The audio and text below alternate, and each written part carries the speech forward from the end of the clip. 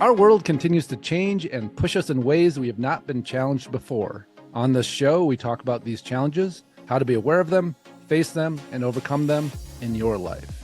This is David Waldas, creator of the Aligned Living System. And I'm Nick Musica, Aligned Living Coach.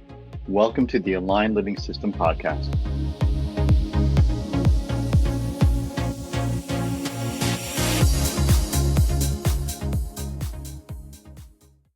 Welcome to the Aligned Living System podcast. This is David Waldas here with Nick Musica. Our topic today is Sedona, the magic of crystals and gem shows. Nick's sporting, what was that, a tiger's eye there you got? It's a blue tiger's eye.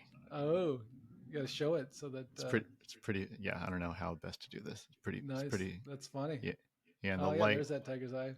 Yeah, beautiful. There we go. There's the blue. Nice. Yeah, super cool. Yes. So I just got back from the Tucson Gem Show and actually quartzite too for a day and a few days in Sedona. And Nick's had a bunch of experiences in Sedona, a bunch of experiences with crystals.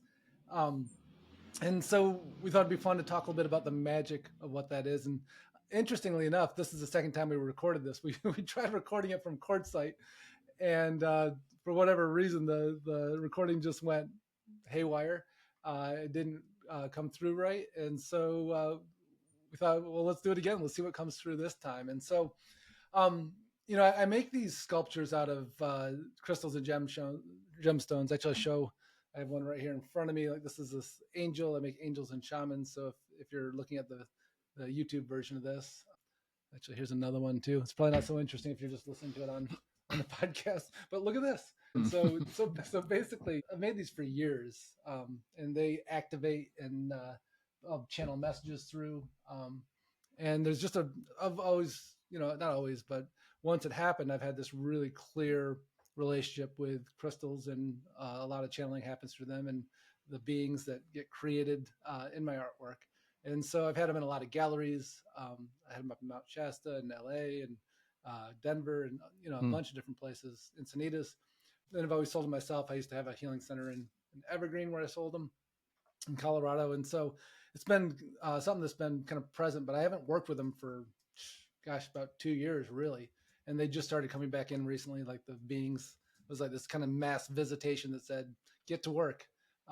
We're all ready to get out into the world and connect with people. And you have some responsibility we'd like you to fulfill. And so we went to, my girlfriend and I went to the Gem Show in Tucson, which is one of the biggest ones it is the biggest one in the US. I mean, it's massive. It's like 60 sites with, thousands of vendors, and got a whole bunch of crystals to get this going again, which was an absolute blast. One of the things that happens too is I'll get these, the crystals will just show me where they are. It's kind of a bizarre thing. But we'll walk around the Gem Show, and it's like, if you're at the Gem Show, like, there's just so much going on. I remember the first time I went, I was just like, oh, crystals, and didn't think about staying grounded, didn't think about holding my own. I just started picking up crystals and playing with them and connecting with them. And next thing I know, I'd spent like 5 times what I thought I was meant to spend, and I had all these crystals. I didn't even know how I was going to get home because we flew there. And so I've gotten better at recognizing that. I need to ask. Yeah. I need to ask a question. Yeah. What did you say? How did you phrase it? You said it's such a bizarre thing. So do you think, is that a bizarre thing for you, or like that you're realizing when you say it is a bizarre thing for other people? Yeah. So as I'm describing this, I'm like, so another Tuesday, and then I'm like, this sounds fucking weird, so I better say this is a bizarre thing. Yeah, thank you for catching that. Because your world's, I've known you for more than a minute. Your world is different. It's different, yes. Always has been. But it was so fun to be back there, right? And to have like the crystals show me where they were.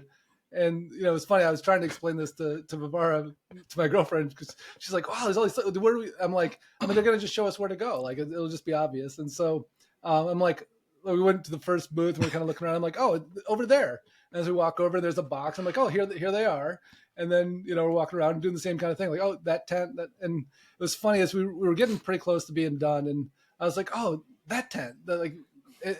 And so we go in and I'm like, it's not this tent, but it's this tent. I'm like, it's weird. And I'm like being shown the wall. And I'm like, so it's on the other side of that wall. Maybe there's another part of this. So I walk around and it's like another tent. And I walk in right next to the wall that was the wall to the part we were in, were these three giant bags of like the perfect things I use the heads for, like these perfect cabs. And they were like, normally would be like $3 to $5 a piece. And this giant bag were $10 each. And so I got like three giant bags of them. And I was like, this is so fun, right? Like just got it like over here, like walk through this, like, no, on the other side of that wall that you can't see through, go right there to that spot. And there it is. So how do you get this? How do you get this messaging? How does it show up for you? Like you knew to go to the first place because why? Because it's obvious. Yeah, but how does that? What does that mean? Obvious. Like I mean, that's the like part of this, right? So like in most people go, I stopped here. It's obvious I stopped here in my car because there's a stop sign. It's obvious, right? Yeah, it's kind of like that. It's so not that. So basically I was like, it'll just so like that first booth, you know, where I was like, oh, I'm feeling drawn, like there's like this pull, there's a little spot I can see on the table, like there's kind of like an attractiveness to it for some reason. Yeah. And I walked up to where I was attracted, and there, you know, were the stones. And then, you know, sometimes like when it's more specific, like I'll just feel this pull and I'll see a location and I'll feel an energy. But I mean, this was hilarious. Years ago, there was a gem show that I saw was going to be in Buena Vista, Colorado. And I was like, I saw the sign for it when I was there. And I was like, oh, I'm supposed to go to that. Like, I just felt it was obvious. Right. And so I forgot about it though, because I didn't write anything down. I was just like, oh, obvious, I'll be there. And then a buddy of mine and I decided we were going to drive my Jeep up Mount Antero. And as we started up it, which is just outside of Buena Vista, it overheated. So I'm like, oh, we got to go back in. We realized we need the thermostat. We're going to go into to the auto parts store. And there was the gem show. We're like, oh my God, I'm supposed to be at this gem show. I forgot about it. Okay, cool. So we park and start walking across this giant gem show. It's this huge field with, you know, a couple hundred vendors, or probably more than that, because it was spread out over, probably 5 or 6 acres. And I'm like, there's something calling me on the other side of the gem show. And so we walk over and cut through all the places, come up to it. I'm like, it's right there. And it's like, it's that table. And I walk up to the table, and there was this clear quartz that was like 3 feet long with it had like one point on the top, and it was maybe like three inches wide. And I look at it, it's just like glowing. And I'm like, oh, and I go to the guy, I'm like, how much? And I'm thinking he's going to say like $1,000, $1,200. He's like, $350. I go, $350. And he thought I meant like, what are you crazy? $350? But I meant like that cheap. He goes, $250. I'm like, $250.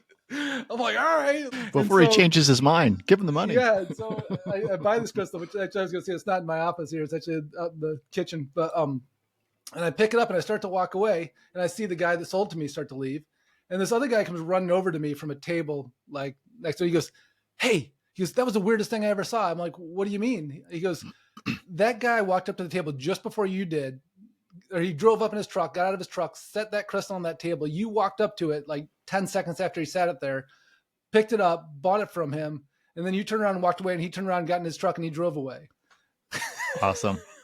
Like this rendezvous point, like, and you know, that magic of the synchronicities. And I mean, Sedona's like that too, right? You typically don't get a witness like that though. It was so fun because I had no idea what happened. I just knew I was supposed to go get that crystal, and and he knew he was supposed to be there and to sell it to me. And it was funny actually when I bought it from him. He goes, you know, I've had this crystal in my bedroom for 10 years, and when I got up this morning, it let me know it was time for it to leave, and so that's why I brought it and sold it. And then. See, so it's not crazy to hear crystals talking. Yeah, see, even that guy do it. Some random dude in Buena Vista, Colorado. He talks to crystals too. And so that was the experience, right? And so going around, same thing, going around the giant gem show in Tucson. You know, there was just like specific crystals that were just like, this wants to become a sculpture. And then when I work on the sculptures, they go, this is how I want to look. This is the base I want. This is the head I want. These are the stones I want, and the wings or the halo or the aura, whatever it is. And then I just go, oh, my job is to put them together. Yeah. Yeah, it's super cool. Yeah, I got turned on to a crystal store in Apache Junction, which is east of Phoenix. Mm-hmm. And so my wife and I went to Sedona, and on the way back we stopped in Apache Junction, and this place was huge. It was a defunct supermarket. It was enormous. It was big. Yeah. And my wife is attracted to the pretty things, right? She can't. We don't talk. Explains her marriage to you, right? I know. Finally, someone who gets me. You know how many times I've heard that, including this time once. I know you like pretty things, and so I thought I'd introduce myself. Hey, here I am. And so she'll go for like the pretty crystals and husband, and thanks for that. And I'm walking around just, I thought I'd be attracted to the crystals because they're pretty too, but then all of a sudden, like, it would sort of show up, right? Yeah, and you're like, this one's different. Something down. I need to go down this aisle. I don't know why. Yeah. Because it's obvious. Because it's obvious. Because it's obvious, duh. And there's an energetic signal to it. Something comes alive. And then and when you give it, or at least when I gave it like attention, it's sort of just like narrows in, and it's almost like, like Top Gun, when like the target's on the plane and you're like, he's going to shoot now. You're like, that's the target. It's right there. That's it. Yeah. And then there's sometimes where there's just nothing there, and I'm just like, but I like it, and I want it. Pretty. Sometimes we like things because they're pretty. Yeah, right. I know. I'm or right interesting. Here. I'm right here. Even if there's no substance. I'm right here. I can hear everything you're saying. I wasn't talking about you, man. What? I know. It's fine. Why are you making these negative assumptions? I'm not hurt right now because of things you said. I'm just feeling a little hurt for reasons I can't identify.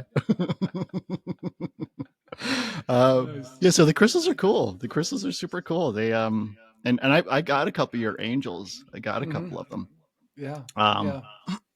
And the first time I got one, or that I had an experience, was, I met you in 2017, and we started meditating, and my world started to change, and you taught me about energy, and I started to feel energy. Is this the butt tingling story? Totally different than the butt tingling story, but thank you for mentioning it. Next time. Well, I should probably share that real quick since you brought it up. I see what you did there. So when Nick first started coming to my live meditations, he was probably the second or third one, and he was kind of new to this, and he's like, he pulled me aside after, he goes, "Hey, I've been having this kind of weird experience. Does your butt ever tingle?" I don't think I used the word butt. Oh, maybe you said root. Like, I'm feeling this vibration in my root. Yeah, we'll say root. So what, we activate wherever we activate. And so so anyways, since you brought it up, I wanted to make sure people knew what you're talking about. Yeah, I'm sure everyone appreciates closing that loop there. So back to the original story. So we come over to your place and come through the front door, and you have all these crystals set up on shelves, all the angels set up on shelves. Yeah. And I was never a fan of crystals. I used to walk in the stores, it'd be fun, but like all the little name tags and descriptions, like I was like, what is this? And sort of like a hoax, like a I'm like, what? Just a gimmick to get people to buy the stones, Like it should give the name of the crystal and pretty, right? Like that's what I'm thinking. The color versus it does all these things. Yeah. And so I'm like, what's happening here? But I had this compulsion to walk closer to them. And then I got like 2 feet away, and then I was like, I need to get a little bit closer. And just like it's still too far away. And then I don't remember if you gave me one or I picked one up, or I was even just looking. No, I was holding one at the time. I handed it to you and said, "Here, hold this for a minute and see what happens." Yeah. I think I don't think you said like this one has something to say. I think you were just like, let's drop it in his hands and see what happens. Yeah. And so I'm holding it, and all the things you talked about in meditation, opening up the crown and energy coming down and feeling, in third eye and da, da, da, I felt like this overwhelming feeling of energy just building up, like in the crown, from like my shoulders up. Yeah. And then all of a sudden it just like flushed through. And to my heart, and just I felt the heart chakra just explode. Mm-hmm. And I'm sort of looking at you and my wife going, this is happening to everyone, right? Like everyone, this is amazing. We're all having this shared experience. This is because, right? That's how it works. And I think I said, did you guys feel that? And you We both just have sort an of looked at earthquake. me. Do you guys all feel that earthquake? Yeah, that's sort of what it was like. Just your earthquake. And that's when that was one of the first experiences that I felt, or that I had, where like my world started to open up, and realizing that this is what happens, and you could be the only one in the middle of the audience, and this is happening to you and no one else, type of thing. Yep. Yep. And and how silly it's been to call them rocks, even though I still call them rocks. Yeah, they're our friends now. Yeah, there's They'll something activate to it. periodically. But for anybody that's never had a crystal activate or never had an experience, like, I mean, that's one of the fun things about the artwork is, like, I had it at gallery before at Earth Elements and Encinitas, and it was fun to be in there, because people would come in, look at them, and go, oh, I'm actually the artist for this, and I'll get channeled messages for it. I'm like, why don't you hold it for a minute, and we'll see what happens, and then watch them just like have these experiences. I remember this one lady that came in. She was like kind of a wealthy woman that had spent a lot of money in the shop, and was like being kind of condescending and arrogant and like pushy, and like had brought somebody in and was kind of showing off. And she walked by the angels, and I go, yeah, that one seems like it wants you to hold it. Can you pick it up for a second? And she was like, kind of like pushing me around, but she picks it up anyways and played along, and it activated, and similar kind of thing. It just blew her heart open, and I was like, oh, so would you like to hear what it has to say? And I gave her the message, and she's just like just starts bawling, like in this really release of emotion, positive way. But it was just like, I love it when they'll come in and like just move right past people's firewalls and then just help them not be stuck the way that they're stuck, or not be showing up in a way that is shutting themselves down. It was pretty fun. That's super cool. I mean, Julietta is my wife. Julietta, she's gotten crystals before, and again, she just likes it because they're pretty. But the more attention she gives it, the more active they become. Yeah. And she's like, probably her interpretation is, I feel better. I keep feeling better and better the more I appreciate this thing. Right. Yeah, quite possibly. Yeah. It's super trippy. It's super trippy. Yeah. So when we came back from Sedona, like, she bought these, I don't know, the purple ones. I forget what they're even called. Amethyst. Thank you. Yeah. The purple fluoride, or the. I think it's the amethyst. Yeah. Probably that's the most common purple one. They look like a little piece of a cave that came out, right? Yeah. And the house was just like on fire, just like so much energy for like 2 or 3 days. I felt like I was high as a kite for like 2 or 3 days. It was distracting. Awesome. It was awesome, but distracting. Yeah, that's so fun. Yeah, and so like that is that world. I remember like when I'd heard about it. I was in college, maybe just out of college, and so I went. I'm like, oh, this will be fun. I'll go to a crystal shop. Somebody was talking about them, and I picked it up, and I'm like, nothing. Another one, and I bought 2 of them. I'm like, maybe I need to go home and sit with them more, then maybe something will happen. Yeah And then 5 or 10 years later, something did. Yeah. Right You don't have to shake it, you don't have to 3 knocks on it. Like, there's nothing weird that has to be done. There's no secret code. It's just you have to connect with it. Yeah, there's an attunement that happens, and then all of a sudden it's there. It's I find this like, remember those pictures from, I think they were big in the 90s. Oh yeah, the what do you call it, magic eye, where you stare at them in there. Yeah, it had this pattern, like this geometric pattern. Like nothing. It looks like just a bunch of gibberish on a poster. Yeah. Book. And people would be like, don't you see the castle? Don't you see the thing? And I'm like, I could never see it. It was ever. I never saw it once. And this is sort of like that, where you're like, but don't you feel it? Yeah. You're like, I don't feel it. And then all of a sudden you're like, how can you not feel that? Yeah, and to me, that same thing when you see those, and I've often used them as an analogy because that's what it feels like when you're opening up a channel. Is just like you have to let yourself, like, in order for the Magic Eye posters or books to work, you have to let your eyes go out of focus, and you have to not focus them again. And so basically, when you're channeling, you have to let your reality get a little warpy and not pull yourself back into your normal reality, and then it can lock in and stabilize there. But you can't like be in the front of your brain, your prefrontal lobe, thinking and like figuring stuff out logically and channel. Like, and usually what people do is they start to open up and they go, "Oh, I'm feeling something," and they come back up to their front of their brain and it just shuts it off. Same thing like when you see the Magic Eye. Quite often, before you see it, you'll start to see it. You go, "Oh, I'm seeing it," and you try to focus your eyes on it, but you have to let them stay blurry while it comes clear, which is such a weird thing, but it's a perfect analogy. I think I may have even had it use it in my book as an analogy, but yeah, it's great. Cool. Yeah. I mean, yeah, super fun. I mean, it's there's this sense of like the brackish water. Like if your energy was like, the fresh water and the spiritual energy, for lack of a better word, and maybe people are okay with that term, I don't know, was like the salt water. Like the brackish water is like where the fun happens. Right. Yeah. But did you read my book? Because I used that. Do you that one too? That's the estuary. Is that on page 62? Are you just doing a plug for my book, or are you stealing my ideas and claiming it's a great maybe both. I didn't even know. Anyway, so what's the name of the book again? Jesus, I feel like I should know it right now, which I'm totally forgetting. Insight, Influence, and Flow. I'm so glad you brought it up. That's the one. That's the one. I'm currently rewriting it.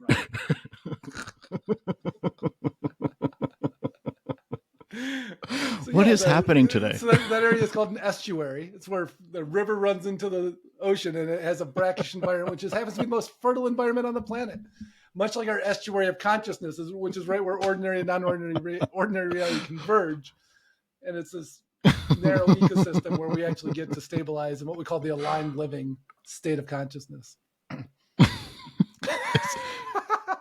I'm all out of examples from the book to steal. Can you give me another one? I'm like, is he joking? Is he starting to? Nothing's come to mind. I forgot about all of it. Yeah, well, those are great analogies. I could see why you'd want to use them. They're pretty darn good. They're pretty great. So good. So yeah, exactly like that. I don't know. Did we ever finish our point on that, or did we get? I have no idea. But anyway, so you all get it. You know what we're talking about. So Page 62. The other thing that I talked about this in the intro, so I figured we should probably talk about it. Was so after we left Tucson and all that magic and all that energy, we went up to Sedona for a few days. And that, if you haven't been to Sedona, or even if you have been to Sedona, like that, the energy there is just, it's interesting. Whenever I go to like a place like that, like Mount Shasta or Crestone, Colorado, or like, there's often a bit of an entry, and I like to go there at night, often the night before, so I can sleep there because it kind of helps me acclimate. But there's a sense of like, if you resist that, or if you're carrying any lower frequencies, like thoughts or emotions, like they'll surge to the top. And so it's really good to clean yourself up as much as possible before going in. And then you can just be in this synchronistic flow. And the synchronicities are just insane. And the experiences are just insane. It was fun to go from the crystal show to there and just still be in that flow and that synchronicity and the magic. And so I know you've got some good Sedona stories. Yeah. Yeah. And you told me about it, and I read up on it before going. And, the word that always shows up around Sedona in this conversation is the vortexes. Mm-hmm. Yeah. And I was a little vortex schmortex. Crystals, animals, all bunch of silliness. Whatever. Until I have an experience on, like, it's at an arm's length, really. That's a bunch of bullshit till it's not. Yeah. Yeah. And so I'm naturally skeptical, and like I sort of have to vet it off, like I said, from that arm's distance away until I want to let it in. Mm-hmm. And vortexes, I think so. And vortexes were one of those things, and conceptually made sense, but I just never experienced it. It's like there's basically a place on the earth where there's a lot of energy that happens to flow through. Okay, mm-hmm. All right, and here is where they are. Mm-hmm. And we went to the airport. Was it the airport Mesa? Is that what it is? Yeah, Airport Mesa, where the airport vortex is, which is that masculine energy one. It's a rather intense. Super cool. Oh man! Yeah. And there's this little Mesa. You park the car, you walk up this, if you can get a good parking spot. Park the car, walk up the stairs, and then and sit on the Mesa. And I just told my wife, like, I just want to do a little meditation here and see what there is to see. Yeah. So quick and easy just to tune into the energy there. Yeah, it's so so available. Oh my God, the entire valley below just starts to move, and it's not the wind, it's the energy. Yeah, it's such a special place, very special place. Yeah. And it's funny, when we recorded this the first time, one of the things you talked about was just how spirituality, like in non-ordinary experiences and energy and all that, is just normalized there. Like people are just talking about it like they're talking about the mail being delivered today. It's like it's just part of the reality, and people that normally wouldn't talk that way are just like, yeah. I think I equated to, like, when I was living in Jersey and I told people I surf, the question was, so is there surf in New Jersey on this this big coastline up against the Atlantic Ocean? There's surf there? There is. But in California, it's almost expected that you're a surfer. Yeah. Right. Yeah. And in Sedona, it's, you can't throw a rock or a gem without hitting a gem store. yeah, or a psychic, or a energy worker, or they're everywhere. vortex, it's everywhere. Tour, or yeah. It's like in New Jersey, it's like the standard strip mall is Chinese food, pizza, and bagel store, right? and in Sedona, it's like crystal store, something else. But there's always a crystal store next to whatever the other thing is in a strip mall. And you walk into any of them, and there's people in there that would never go to the local crystal store in their town.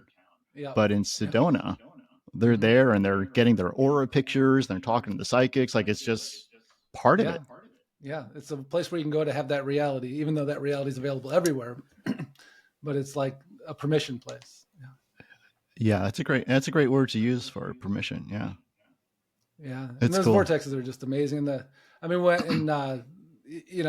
so much UFO activity there too, and that's always fun too. There's a place out by a little bit past Boynton Trailhead, out by Bear Mountain. There's a parking lot, if you're familiar with that area at all, and I'll go there all the time, and like never gone there without having an experience of UFOs coming in and some sort of energetic interaction. And I had the whole mountainside light up in front of me there. Like I've had almost looked like fireworks, except they were coming down from the sky instead of up. Like it was, just had so many experience after experience there. It's like you just go there and you have a different reality happening, even if that's not the way it is at home for you.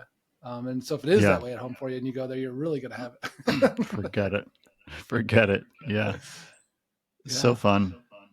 Yeah. So if you haven't been, it's fun. And if you're skeptical, it's a great place to go to break that skepticism, because it's just normalcy. I remember when first time I went there, my daughter Ava, who's 20 now, I think she was 4, and we pulled up to the airport vortex. It was the first one we went to. And she was like, we were talking about the vortexes, and she was like, I don't feel any energy, because like we're talking about the energy, and she was just like not having it, And then she gets out of the car and goes to take a step and just falls over. Like she's super energetically sensitive. And she's like, what are you doing, honey? She's like, I don't know, fell over. Like she gets back up again. She's still bitching about how ridiculous this stupid thing is. And then she fell over a second time. I'm like, you're usually pretty good at standing up. What's going on there, sweetie?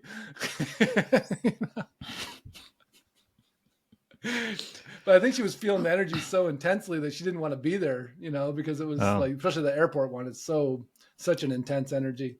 It's not like it's very confronting, because it's that masculine, sort of pushy energy. And so she wasn't real keen on it but then after a little bit, then she loved the other vortexes, like the one out by Boynton Canyon she loved, and Cathedral Rock. And then my daughter Olivia is just also very sensitive. She just loved all of it. Like she's much more like, I'll go on a ride. And Ava's more like, I want things to be the way they are.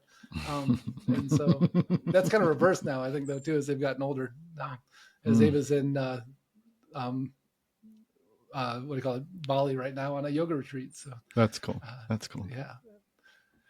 Yeah, crazy stuff. Special place. So super fun. Yeah, if you can make time to go to Sedona, it changes things. It's an awesome experience. Yeah. It's a great place to solidify any beliefs if you're wobbly on them at all.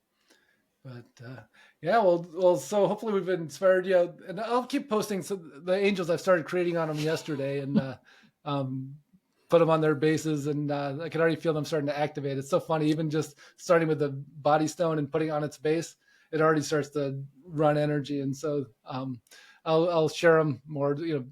If you're not on my mailing list already, and go into my webpage at davidwaldas.com. We're going to start adding a page for the angels too, and I think we're going to start doing some stuff too for people to get messages from the angels too, because now that I'm not in a brick and mortar place, it'd be really fun to make that available. So we've got some ideas we'll be putting together to start to channel all that through and make it available for folks. Yeah, and between now and next week, I'm going to reread your book so I know which ideas I stole and which ones I didn't, so I can steal them next week. That's great. There's a few more in there. That's a great idea. It's got to be a few more. That was pretty awesome. 2 in a row. Like, yeah, well, okay, so that was from your book. But what about this one? I had no idea. I'm going to feel so silly when I actually read them in the book and go, oh shit, that's pretty much what I said. Yeah. Or exactly. Yeah. Well, it's like I like to be quoted. It'd be great if you wanted to credit me rather than take it yourself. I had no idea. Now I do. Awesome, brother. Well, thanks so much for listening, and y'all have a great week. We hope you enjoyed listening to today's podcast, and if you did, please subscribe so you can catch the next episode. If you want to learn more about the Aligned Living System and how it could support you in your life, check out davidwaldas.com.